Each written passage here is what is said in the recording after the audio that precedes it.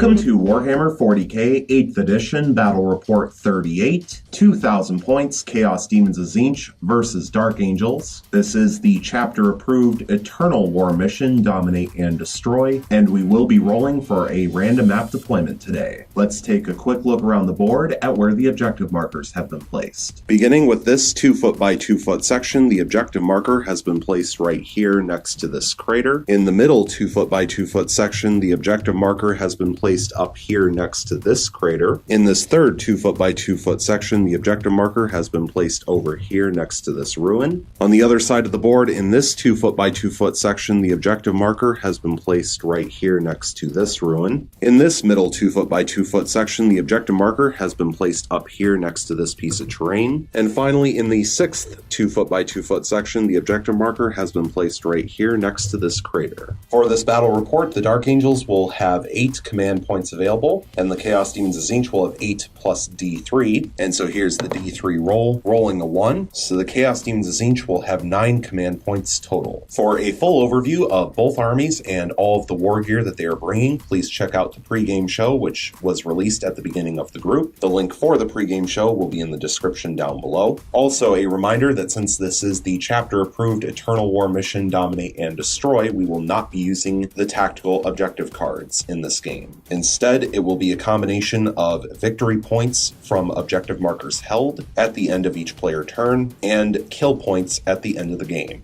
And so now we will roll for the random map deployment, and here's the roll. Rolling a 4, which is Hammer and Anvil. So on a roll of a 1, 2, or 3, the Chaos Demons of Tzeentch will begin to deploy on the near side, and the Dark Angels will deploy on the far side. On a roll of a 4, 5, or 6, it will be the opposite, so Chaos Demons of Tzeentch on the far side, and Dark Angels on the near side. And here's the roll. Rolling a 3, so Chaos Demons of Tzeentch will be on the near side, and the Dark Angels will be on the far side. And now on a roll of a 1, 2, or a 3, Chaos Demons of Tzeentch will begin to deploy first. On a 4, 5, or 6, the Dark Angels will begin to deploy first. Rolling a 6, so the Dark Angels will begin to deploy first. We will be back after the deployment. The deployment is now finished. The Dark Angels began to deploy first, and they also finished deploying first, which means that they will get +1 to the roll-off to determine who goes first. Let's take a quick look around the board at where each army placed all of their units. Beginning with the Chaos Demons of Tzeentch, going from right to left from Tzeentch's perspective, we will begin with the first squad of 10 Pink Horrors, the first squad of 6 Screamers, the first Demon Prince of Tzeentch with Wings, the Warlord Kairos Fateweaver, the second squad of 10 Pink Horrors, the Lord of Change with Baleful Sword and the Impossible Robe, the third squad of 10 Pink Horrors, second Demon Prince of Tzeentch with Wings, second squad of 6 Screamers, and finally the Lord of Change with Rod of Sorcery and the Everstav. Now moving over to the Dark Angels deployment, going from left to right from Tzeentch's perspective, we have the first Nephilim Jet Fighter, first squad of Tactical Marines, the squad of 6 Ravenwing Black Knights, Ravenwing Talon Master, the second Nephilim Jet Fighter, the Land Raider Redeemer. Embarked inside is the Warlord Belial and the squad of 5 Deathwing Knights, second squad of 5 Tactical Marines, Predator, and finally the third squad of 5 Tactical Marines. So now we will roll off to determine who will go first. The white dice will be the Chaos Demons of Tzeentch, the gold and blue dice will be the Dark Angels, who get +1. And here's the rolls. So the Dark Angels roll 3, which becomes a 4, and the Chaos Demons of Tzeentch rolled a 6. So the Chaos Demons of Tzeentch will go first. But the Dark Angels can attempt to seize the initiative on a 6, and they fail by rolling a 3. So let's go into Chaos Demons of Tzeentch, turn 1.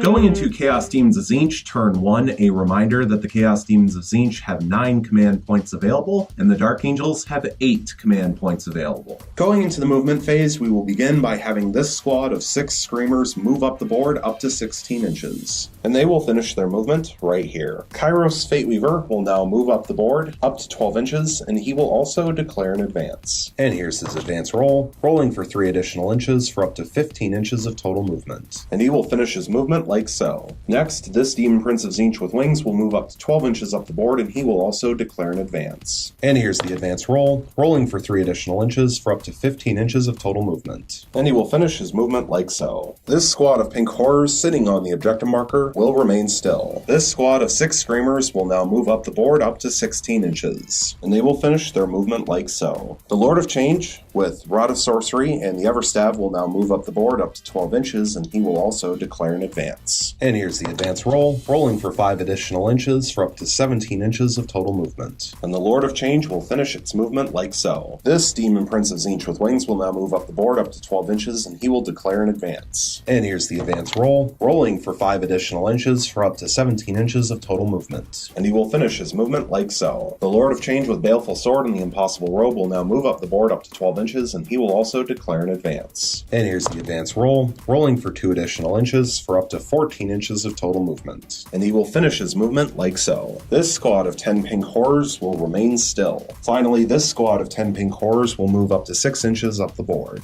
Right to there. Going into the psychic phase, the Chaos Demons of Tzeentch are going to use the stratagem Locus of Conjuration for 2 command points, bring them from 9 down to 7. Use this stratagem at the start of your psychic phase, select a Tzeentch demon character from your army. Until the end of the phase, you can reroll any failed psychic test made for friendly Tzeentch demon units within 6 inches of that model. And this stratagem will be placed onto this Demon Prince of Tzeentch with wings, so it will affect himself and both Lords of Change. And so we will begin with this Demon Prince, the one that does not have Locus of Conjuration, attempting to manifest Smite onto the Predator. And so Smite has a warp charge value of 5, and it passes with a 5. And it will do D3 mortal wounds, and it will do 2 mortal wounds. But the Dark Angels will use the stratagem, the Armor of Contempt, for 1 command point, bring them from 8 down to 7. Use this stratagem when a Dark Angel's vehicle from your army suffers a mortal wound. Roll a d6 for that mortal wound and each other mortal wound inflicted on this model until the end of the phase. On a 5-up, that mortal wound is ignored. So rolling 2 dice, looking for 5-ups, and passing both. So Kairos Fateweaver will attempt to manifest Gaze of Fate, and then he will also attempt to manifest both Smite and Infernal Gateway onto the Predator, because it is the closest enemy unit and also visible, and for the purpose of Infernal Gateway, it is within 12 inches. So beginning with Gaze of Fate, which has a warp charge value of 6, and that will pass with an 8, thanks to +2 from the Psychic Test bonus. So later in this turn, the Chaos Demons of Tzeentch will have 1 free dice reroll. Now for Smite, which now has a warp charge value of 6, and that will pass with a 9, thanks to +2 from the Psychic Test bonus. So D3 mortal wounds, and it will do 1 mortal wound, 1 5-up thanks to Armor of Contempt, and it will go through. So the Predator will fall from 11 starting wounds down to 10. Now for Infernal Gateway, which has a warp charge value of 8, and that will fail with a 7. But the Chaos Demons of Tzeentch are going to use 1 command point, going from 7 down to 6, for a command reroll to reroll the 2. And here's the reroll. And now it will pass with an 8, thanks to +2 from the Psychic Test bonus. And so it will do D3 mortal wounds to the Predator, but also to the squad of Tactical Marines within 3 inches. So beginning with the Predator, D3 mortal wounds, and it will take 2, but rolling 2 dice looking for 5-ups, passing 1 and failing 1. So the Predator will fall from 10 wounds down to 9, and then it will do D3 mortal wounds to the Tactical Marines, and it will do 3. So all 3 regular Marines will be killed off. Next, this Demon Prince of Tzeentch will attempt to manifest Smite onto the squad of Ravenwing Black Knights. And Smite now has a warp charge value of 7, and it will pass with a 9. It will do D3 mortal wounds, and it will do 1 mortal wound. So 1 regular biker will fall from 2 starting wounds down to 1. Next, the Lord of Change with Baleful Sword and the Impossible Robe will attempt to manifest Boon of Change onto the squad of 6 Screamers in front of him. He will also attempt to manifest Smite onto the squad of Ravenwing Black Knights. Beginning with Boon of Change, which has a warp charge value of 7, and it will pass with an 8, thanks to +2 from the Psychic Test bonus. So rolling a D3 on the table, getting a 2, which is Mystic Strength +1 Strength. So until the start of the next Chaos Demons of Tzeentch Psychic phase, the Screamers will be Strength 5 base instead of Strength 4, which means with their Lamprey Bites, they will be Strength 7 instead of Strength 6. Now for Smite, which now has a warp charge value of 8. and it will pass with a 14, but it will also perils. So first it will do D3 mortal wounds to the Lord of Change, and it will do 3. So you will fall from 16 starting wounds down to 13, and it will also do D6 mortal wounds to the Ravenwing Black Knights, and it will do 5. So the wounded Ravenwing Black Knight will be killed off, and then 2 fully healthy Ravenwing Black Knights will also be killed off, leaving 3 left alive in the squad. Finally, this Lord of Change with Rod of Sorcery and the Everstaff will attempt to manifest Smite onto the squad of Ravenwing Black Knights, and if they survive, he will then attempt to manifest Bolt of Change onto them as well. If they are killed off, he will attempt to manifest Bolt of Change onto something else. And so Smite has a warp charge value of 9, and it will pass with an 11, thanks to +2 from the Psychic Test bonus and +1 from the Everstaff. So we'll do D6 mortal wounds, and it will do 3 mortal wounds. So 1 fully healthy Ravenwing Black Knight will be killed off, and 1 more will be brought down from 2 starting wounds down to 1 left. So Bolt of Change has a warp charge value of 8, and it will pass with an 11, thanks to +2 from the Psychic Test bonus. And it will do D3 mortal wounds, and it will do 1 mortal wound. And so that will finish off the wounded Ravenwing Black Knight, leaving only the Sergeant left alive in the squad. Going into the shooting phase, there are no units in range that can fire, so going right into the assault phase, we have 2 charges to declare. First will be this squad of 6 Screamers declaring a multi-charge into the lone Ravenwing Black Knight Sergeant and the Ravenwing Talon Master, with the primary target being the Black Knight. The second charge will be from the other squad of 6 Screamers declaring a charge solely into this Predator. And we will begin with these Screamers. Beginning with Overwatch from the Black Knight Sergeant, he will fire 2 supercharged shots from his Plasma Talon, hitting on 6s, getting 1 hit. Strength 8 versus Toughness 4 means wounding on 2 and fails to wound. But re-rolling thanks to the Ravenwing Talon Master, so trying to wound on a 2 and still fails with the re-roll. And so now the Ravenwing Talon Master will fire Overwatch as well, starting with the Twin Heavy Bolter, 6 shots hitting on 6s, failing to hit, and 12 shots from the Twin Assault Cannon hitting on 6s, getting 3 hits. Strength 6 versus Toughness 4 means wounding on 3s, getting 3 wounds. 3 4-up invulnerable saves, passing 2 and failing 1. So 1 Screamer will fall from 2 wounds down to 1.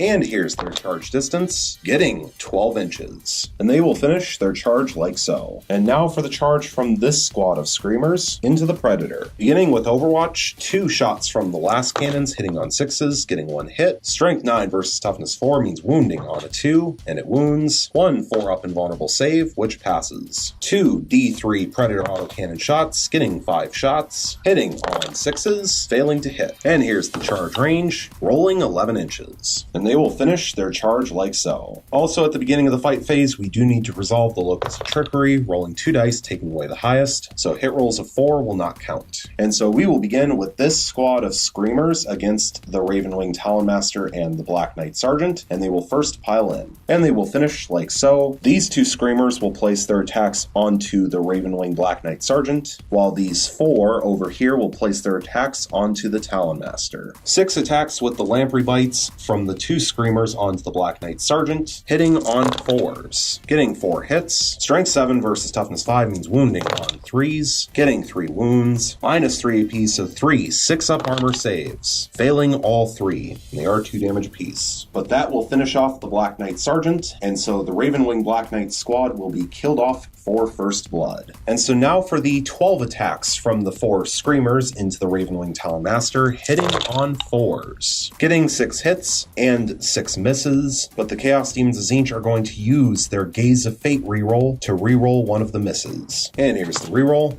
getting a 7th hit. Strength 7 versus Toughness 6 means wounding on 3s, getting 4 wounds, -3 AP, so 4 6-up armor saves, failing all 4, and they are 2 damage apiece. And the Ravenwing Talon Master only has 6 wounds, so it will be killed off. Does it explode on a 6? and it does not. So the Ravenwing Talonmaster will be removed from the battlefield. And now this squad of Screamers will consolidate into combat with this squad of Tactical Marines. And they will consolidate like so. The crater is too wobbly for the Screamers and their base to stand up, so these two have been placed on their side. This squad of Screamers, and they will pile in. And they are now all in range to fight. 18 attacks from the 6 Screamers into the Predator with their Lamprey Bites, hitting on 4s. Getting 13 hits. Strength 6 versus Toughness 7 means wounding on 5s. Getting 5 wounds. Minus 3 AP, so 5 6-up armor saves. Failing all 5, and they are 2 damage apiece. And so this Predator will lose its final 9 wounds and be killed off. But does it explode on a 6? And it does not. So now the Screamers will consolidate up to 3 inches into combat with the Tactical Marines. And they will finish like so. So now the Dark Angels will get a chance to strike back, and we will begin with this squad of 2 Tactical Marines. The Plasma Cannon will pile in. And now they will strike back. 3 attacks, hitting on 3s. Rolling triple 1s, so all fail. Now this squad of Tactical Marines will fight back. They all are in range to fight. 6 attacks, hitting on 3s, but 4s don't count thanks to Locus of Trickery. So 4 hits, Strength 4 versus Toughness 4 means wounding on 4s. Getting 4 wounds. 4 up and honorable saves. Passing 3 and failing 1. So the 1 wounded Screamer will be killed off. Going into the morale phase, this squad of Screamers lost 1 model this turn, but they have a leadership of 7, so it is impossible for them to fail. This squad of Tactical Marines lost 3 models this turn, and the Sergeant has a leadership of 8, so they could fail on a 6. And here's their morale check roll. And they pass with a 3, so nothing happens. And so at the end of Chaos Daemons of Tzeentch, turn 1, the Chaos Daemons of Tzeentch are currently controlling 3 objective markers, which means we currently have a score of 4 victory points for the Chaos Daemons of Tzeentch, thanks to First Blood, and 0 victory points for the Dark Angels. Going into Dark Angels turn 1, a reminder that the Dark Angels have 7 command points available, and the Chaos Daemons of Tzeentch have 6 command points available. Going into the movement phase, this squad of Tactical Marines will remain still. The Warlord and the squad of 5 Deathwing Knights will disembark from this Land Raider, and they will disembark like so. Now Belial will move up to 5 inches up the board, and he will finish his movement like so. Now the squad of 5 Deathwing Knights will also move up to 5 inches up the board, right to there. This squad of 5 Tactical Marines are going to fall back out of combat. And so they are now over an inch away from any enemy models, but they are still within 3 inches of the center of that objective marker. The Land Raider Redeemer is going to move up to 10 inches over to here, right to there. This squad of 2 Tactical Marines will fall back out of combat, right to there. This Nephilim Jet Fighter will pivot up to 90 degrees to its left and move up the board at least 20 inches, but no more than 50. And it will finish its movement like so. Finally, this Nephilim Jet Fighter will pivot up to 90 degrees to its left and move up the board at least 20 inches, but no more than 50. And it will finish its movement like so. And the Dark Angels will use the stratagem Intractable for 2 command points, bring them from 7 down to 5. Use this stratagem after one of your Dark Angels units has fallen back. That unit can still shoot this turn. And the stratagem will be used on this full squad of Tactical Marines. So going into the shooting phase, we will begin with this squad of Tactical Marines, the one that fell back, firing 3 bolt guns and a crack grenade into the squad of Screamers that they fell out of combat with, and supercharged shots from the Plasma Cannon into Kairos Fateweaver. 2 bolt gun shots apiece from the 3 regular Tactical Marines, thanks to being in rapid fire range. So 6 shots total, hitting on 3s, getting 4 hits. Strength 4 versus Toughness 4 means wounding on 4s. Getting 2 wounds, 2 4-up and vulnerable saves, passing 1 and failing 1. So 1 Screamer will fall from 2 starting wounds down to 1, and now for 1 crack grenade from the Sergeant, hitting on a 3, and it fails to hit. D3 supercharged shots into Kairos Fateweaver, getting 3 shots, hitting on 4s since he moved, getting 1 hit and 2 misses, but one of them is a 1, so the Plasma Cannon will be killed off after this. But the Dark Angels will use 1 command point, going from 5 down to 4 for a command reroll to reroll the 1. And here's the reroll, getting a second hit instead, so the plasma cannon will survive. Strength 8 versus toughness 7 means wounding on 3s and failing to wound. The other full tactical marine squad is over 6 inches away from the squad of 6 screamers, so the sergeant and 3 regular tactical marines will fire their bolt guns in rapid fire range into the screamers, and the plasma cannon will fire supercharged shots into Kairos Fateweaver. 8 shots from the bolt guns, hitting on 3s, getting 8 hits. Strength 4 versus toughness 4 means wounding on 4s, getting 4 wounds. 4 up and vulnerable saves, passing 1 and failing 3. So 1 screamer will be killed off, and another one will fall from 2 starting wounds down to 1. And this tactical marine squad will use the stratagem Weapons from the Dark Age for 1 command point, bring them from 4 down to 3. Use this stratagem just before a Dark Angel's unit from your army attacks in your shooting phase. Increase the damage characteristic of that unit's plasma weapons by 1 until the end of the phase. For the purposes of this stratagem, a plasma weapon is any weapon profile whose name includes the word plasma. So D3 supercharged shots, getting 2 shots, hitting on 3s, rerolling 1s since they stayed still, getting a hit and a reroll. And here's the reroll, still rolling a 1, so this plasma cannon will be killed after the shots have been resolved. Strength 8 versus toughness 7 means wounding on a 3 and it wounds, and a 1 4 up and vulnerable save, which passes. So the plasma cannon will blow up. Belial will fire his Stormbolter into the squad of Screamers he is right next to. 4 shots from the Stormbolter, hitting on 2s, rerolling 1s thanks to himself, getting 3 hits under reroll. And here's the reroll, getting a 4th hit. Strength 4 versus Toughness 4 means wounding on 4s, getting 3 wounds. 3 4 up and vulnerable saves, failing all 3. So the wounded Screamer is killed off, and so is 1 more fully healthy Screamer. This Land Raider Redeemer will fire its 2 Flamestorm cannons into the squad of 5 Screamers in front of it, and it will fire its twin assault cannon into the squad of 3 Screamers. Beginning with the 2 Flamestorm cannons, 2 D6 shots, getting 8 shots. Strength 6 versus toughness 4 means wounding on 3s, getting 5 wounds and 1 cocked dice. And here's the cocked dice, failing to wound. 5 4 up and vulnerable saves,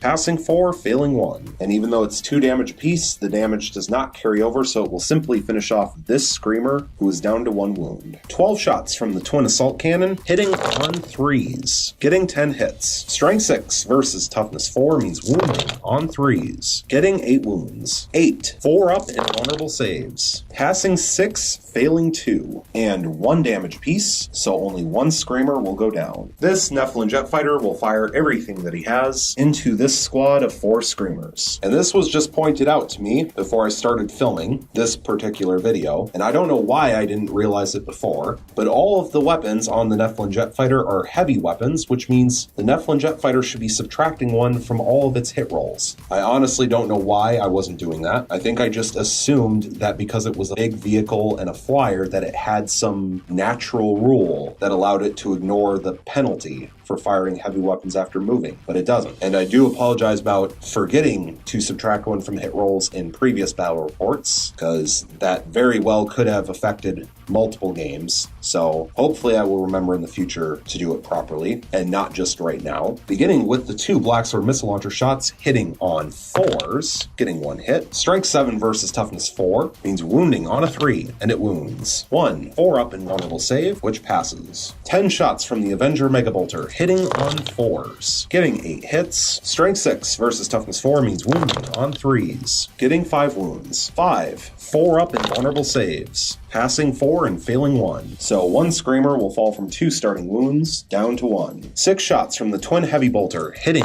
on 4s, getting 4 hits. Strength 5 versus Toughness 4 means wounding on 3s, getting 3 wounds. 3 4 up and vulnerable saves, passing 2 and failing 1. So the wounded Screamer will be killed off. Finally, this Nephilim Jet Fighter will fire everything that it has into the squad of 2 Screamers. 2 Blacksword Missile Launcher shots, hitting on 4s, getting 1 hit. Strength 7 versus Toughness 4 means wounding on a 3, and it wounds. 1 4 up and vulnerable save, which fails. So 1 Screamer will go down. 10 shots from the Avenger Megabolter, hitting on 4s, getting 7 hits. Strength 6 versus Toughness 4 means wounding on 3s, getting 6 wounds. 6 4 up and vulnerable saves, passing passing 2 and failing 4. So the final Screamer will go down, and this does mean that the Twin Heavy Bolter will go to waste. Going into the Assault phase, there are 3 charges to declare. First will be this Land Raider Redeemer charging into the squad of 3 Screamers. Second will be Belial charging into Kairos Fateweaver. And third will be the squad of 5 Deathwing Knights charging into Kairos Fateweaver. And we will begin with the Land Raider. No Overwatch, so here's the charge range, hitting 7 inches. And it is now locked in combat. Next, we will resolve the charge from Belial. And here's the charge range, getting 6 inches, which is more than enough. And Belial will finish his charge like so. He did not need to charge through the crater. So finally, we will resolve the charge from the Deathwing Knights. And here's their charge range, getting 10 inches. And they will finish their charge like so, making sure to stay over 3 inches away from the Demon Prince so that he cannot heroically intervene. Going into the fight phase, we first need to resolve Locust Trickery. Rolling 2 dice, take away the highest. Hit rolls of 2 will not count. And also in the fight phase, the Chaos Demons of Tzeentch are going to use the stratagem Warp Surge for 2 command points, bring them from 6 down to 4. Use this stratagem at the start of any phase. Select a unit of demons.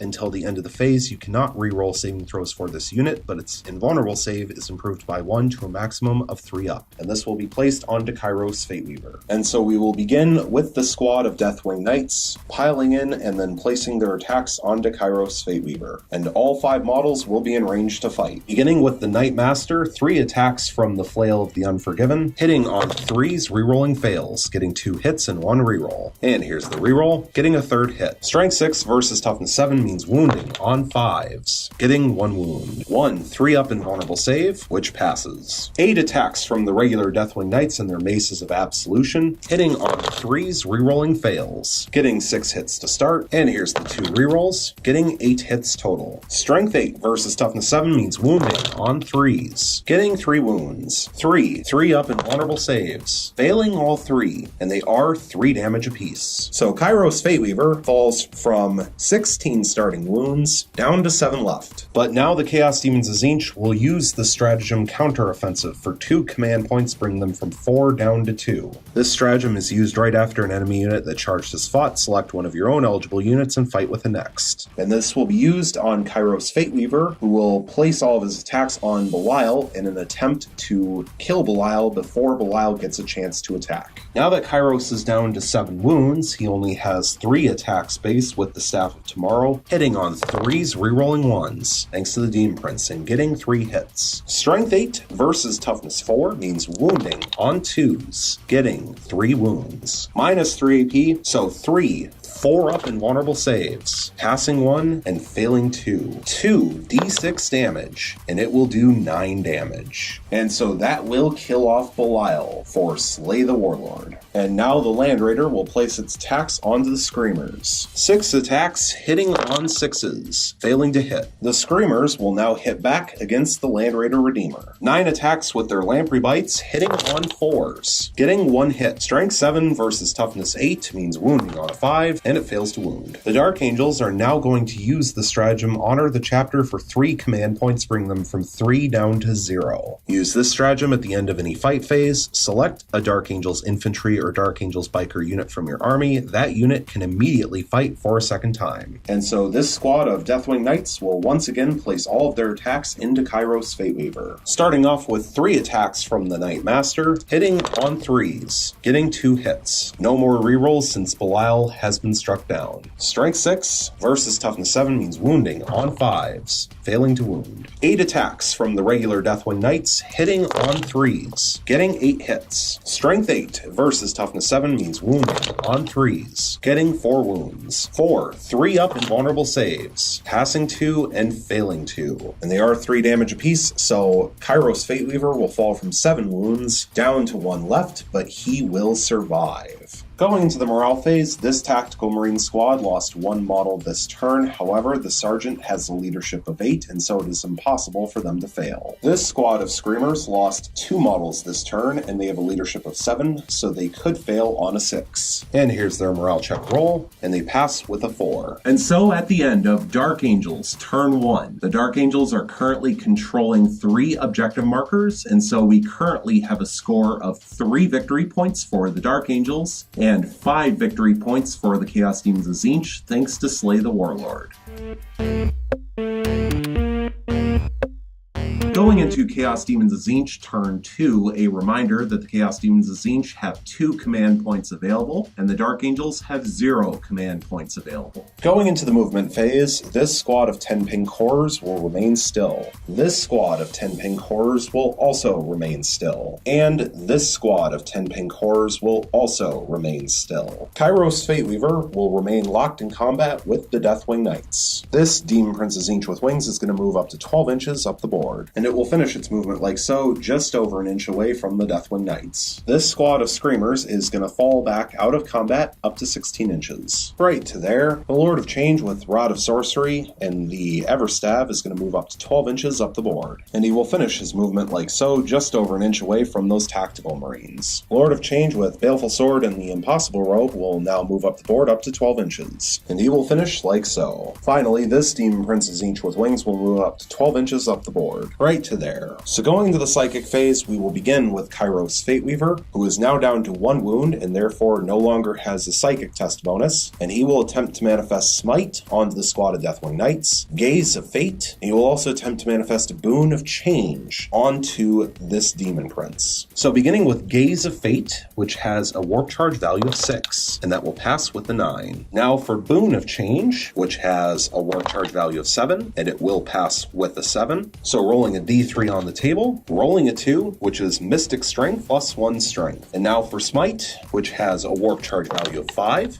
and it will pass with a 7. So it will do d3 mortal wounds, and it will do 3 mortal wounds. So 1 Deathwing Knight will be killed off, and a second one will fall from 2 starting wounds down to 1. Now this Demon Prince of Tzeentch with wings will attempt to manifest Smite onto the Deathwing Knights. And Smite now has a warp charge value of 6, and it will pass with a 9. And it will do d3 mortal wounds, and it will do 3 mortal wounds. So the wounded Deathwing Knight will go down, and 1 more fully healthy Deathwing Knight will also go down, leaving just 1 regular knight and the Knight Master. So the Lord of Change with Rod of Sorcery and the Everstav will attempt to manifest Smite and Bolt of Change onto the squad of 5 Tactical Marines. Beginning with Smite, which now has a warp charge value of 7, and that will pass with an 11, thanks to +2 from the Psychic Test bonus and +1 from the Everstav. So it will do d6 mortal wounds, and it will do 5 mortal wounds. So all 5 Tactical Marines will be wiped out. And so because of that, the Lord of Change will change his target for Bolt of Change from those Tactical Marines, which are no longer on the board, to the Land Raider Redeemer. And Bolt of Change has a warp charge value of 8, and that will pass with a 13, thanks to +2 from the Psychic Test bonus. So it will do d3 mortal wounds, and it will do 3 mortal wounds. So the Land Raider Redeemer will fall from 16 starting wounds down to 13. So now this Demon Prince of Tzeentch with wings will attempt to manifest Smite onto the Land Raider Redeemer. And Smite now has a warp charge value of 8, and it passes with an 8. So it will do d3 mortal wounds, and it will do 2 mortal wounds. So the Land Raider Redeemer will fall from 13 wounds down to 11. And finally, the Lord of Change with Baleful Sword and the Impossible Robe will attempt to manifest both Smite and Infernal Gateway onto the Land Raider. If Infernal Gateway goes off, only the Land Raider will be affected, as there are no units, either friendly or enemy, within 3 inches. So beginning with Smite, which now has a warp charge value of 9, and that will pass with a 12, thanks to +2 from the Psychic Test bonus. So it will do d3 mortal wounds, it will do d6 mortal wounds, and it will do 5. So the Land Raider Redeemer will fall from 11 wounds down to 6 left. Finally, Infernal Gateway, which has a warp charge value of 8,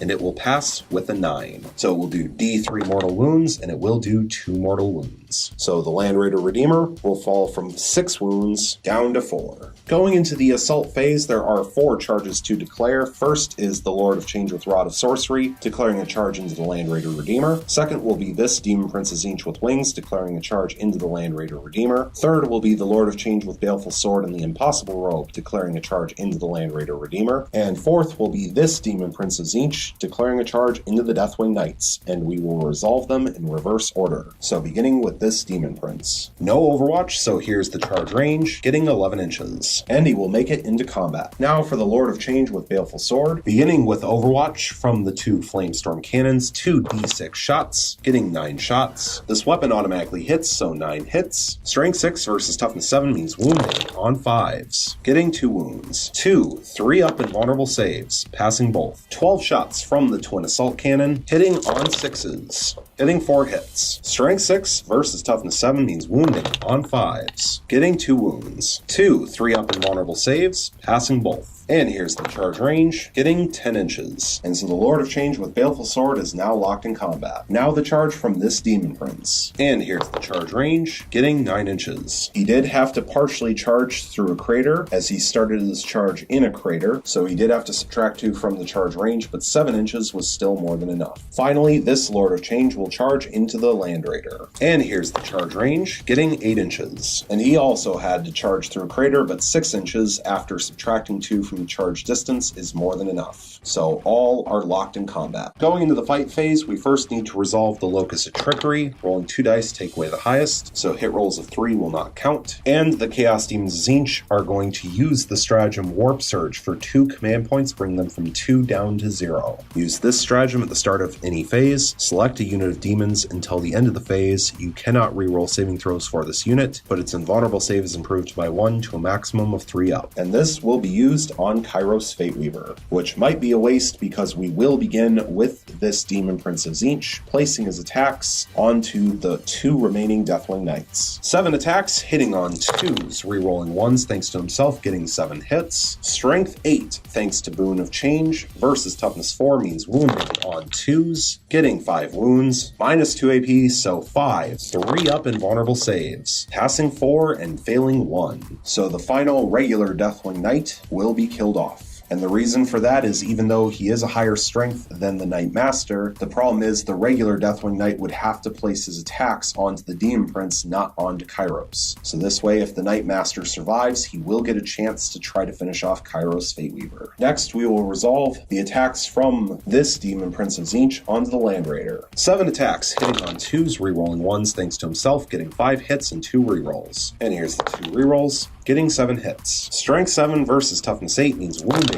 on 5s, getting 4 wounds, minus 2 AP, so 4 up armor saves, passing 1 but failing 3, and they are 2 damage apiece, so that will finish off the Land Raider. Does it explode on a 6? And it does! So each unit within 6 inches takes D6 mortal wounds, so D6 onto the Screamers, and it will do 6. All 3 remaining Screamers, since they only have 2 wounds apiece, are wiped out. D6 onto the Lord of Change with Baleful Sword, and that will do 5. So the Lord of Change with Baleful Sword and the Impossible Robe will fall from 13 wounds down to 8. D6 onto the Demon Prince of Tzeentch, and he will suffer 2. So the Demon Prince will fall from 8 starting wounds down to 6. And D6 onto the Lord of Change with Rod of Sorcery, and he will suffer 4. So the Lord of Change with Rod of Sorcery and the Everstaff will fall from 16 starting wounds down to 12. And then the Land Raider will be removed. And the Demon Prince will consolidate forward a couple of inches, right to there. So now resolving units that did not charge this turn, we will begin with Kairos Fateweaver placing his attacks onto the Knight Master. Only 1 attack now that he's down to 1 wound, hitting on a 3, getting a hit. Strength 8 versus Toughness 4 means wounding on a 2, and it wounds. Minus 3 AP, so 1 3-up invulnerable save, which fails. And it will do D6 damage,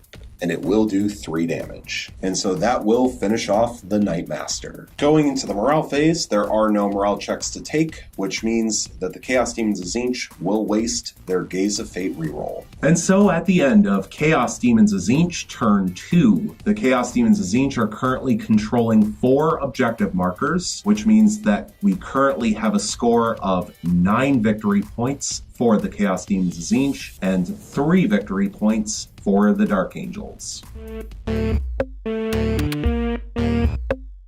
Going into Dark Angels turn 2, a reminder that the Dark Angels have 0 command points available, and the Chaos Demons of Tzeentch also have 0 command points available. And so at this point, the Dark Angels are going to concede the game. And so this will give the Chaos Demons of Tzeentch Linebreaker, and for kill points, the Dark Angels were able to successfully kill 2 full Chaos Demon of Tzeentch units, the 2 squads of 6 Screamers, partially in thanks to the Land Raider Redeemer blowing up in the end and causing 6 mortal wounds on the second squad of Screamers. But the Chaos Demons of Tzeentch managed to completely kill off 7 Dark Angels units, including both HQs and the Land Raider Redeemer. And with that, we have a final score of 5 victory points for the Dark Angels and 17 victory points for the Chaos Demons of Tzeentch, with a major victory for the Chaos Demons of Tzeentch thanks to a Dark Angels concession.